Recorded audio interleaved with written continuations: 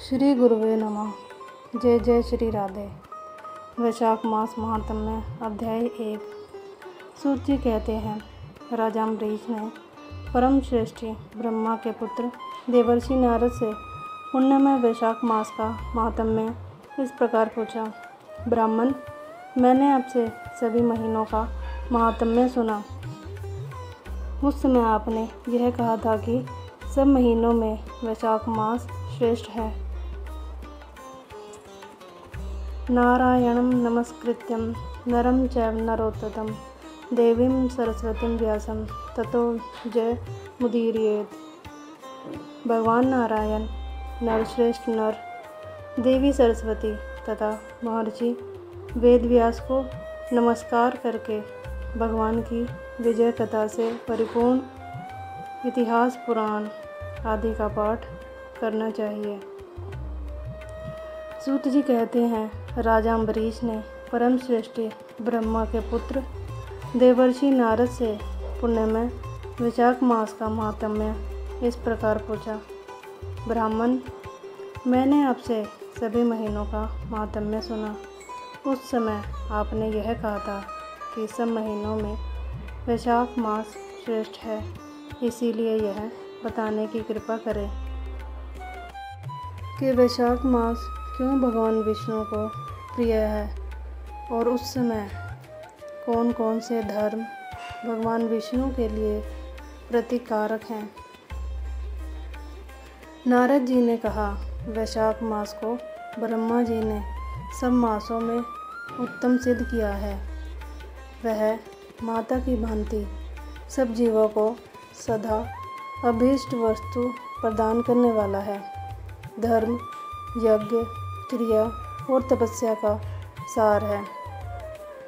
संपूर्ण देवताओं द्वारा पूजित है। जैसे विद्याओं में वेद विद्या, मंत्रों में प्रणव, वृक्षों में कल्पवृक्ष, धनुओं में कामधेनु, देवताओं में विष्णु, वर्णों में ब्राह्मण, प्रिय वस्तुओं में प्राण, नदियों में गंगा जी, तेजों में सूर्य, अस्त्र शस्त्र में चक्र, धातुओं में सुवर्ण, वैष्णवों में शिव तथा रत्नों में कौस्तुभ मणि है।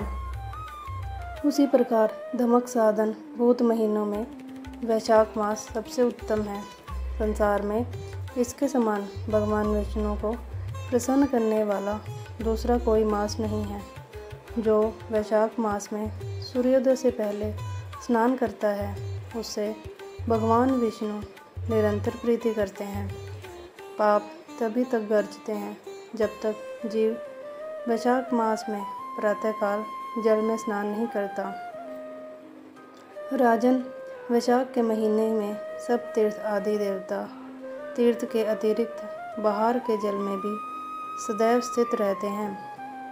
भगवान विष्णु की आज्ञा से मनुष्य का कल्याण करने के लिए वे सूर्योदय से लेकर 6 दंड के भीतर तक वहाँ मौजूद रहते हैं। वैशाख के समान कोई मास नहीं है। सतयुग के समान कोई युग नहीं है। वेद के समान कोई शास्त्र नहीं है और गंगा जी के समान कोई तीर्थ नहीं है। जल के समान दान नहीं है।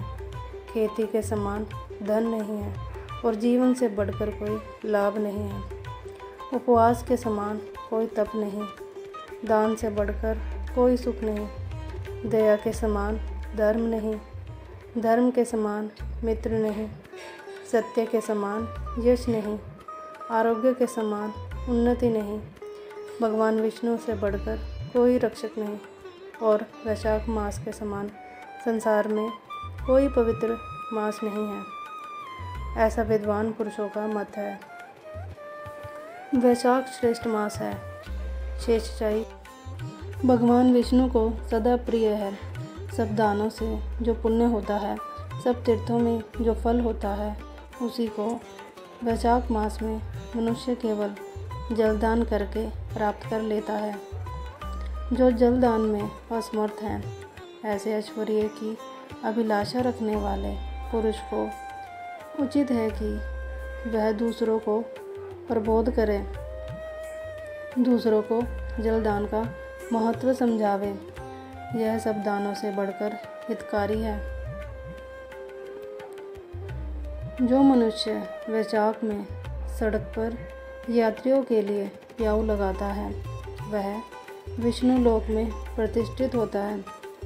हे नृपश्रेष्ठ, प्रपादान हौसला या प्याऊ देवताओं, पितरों तथा ऋषियों को अत्यंत प्रीति देने वाला है।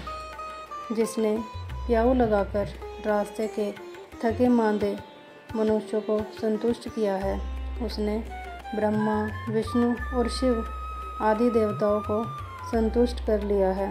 राजन, वैशाख मास में जल की इच्छा रखने वाले को जल, छाया चाहने वाले को छाया और पंखे की इच्छा रखने वाले को पंखा देना चाहिए।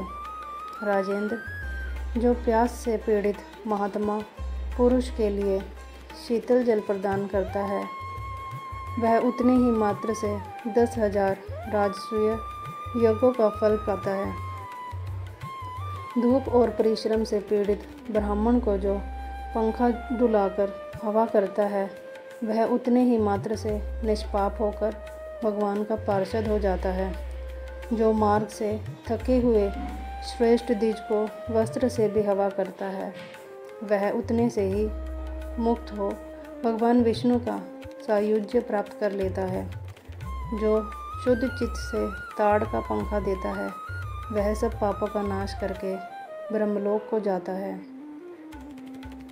जो विष्णु प्रिय वैशाख मास में पादुका दान करता है वह यमदूतों का तिरस्कार करके विष्णु लोक में जाता है। जो मार्ग में अनाथों के ठहरने के लिए विश्रामशाला बनवाता है उसके पुण्य फल का वर्णन किया नहीं जा सकता। मध्याह्न में आए हुए ब्राह्मण अतिथि को यदि कोई भोजन दे तो उसके फल का अंत नहीं है। राजन, अन्नदान मनुष्यों को तत्काल तृप्त करने वाला है। इसीलिए संसार में अन्न के समान कोई दान नहीं है। जो मनुष्य मार्ग के थके हुए ब्राह्मण के लिए आश्रय देता है उसके पुण्य फल का वर्णन किया नहीं जा सकता। भूपाल, जो अन्नदाता है वह माता पिता आदि का भी विस्मरण करा देता है। इसीलिए तीनों लोकों के निवासी अन्नदान की ही प्रशंसा करते हैं। माता और पिता केवल जन्म के हेतु पर जो अन्न देकर पालन करता है, मनीषी पुरुष इस लोक में उसी को पिता कहते हैं। राधे राधे।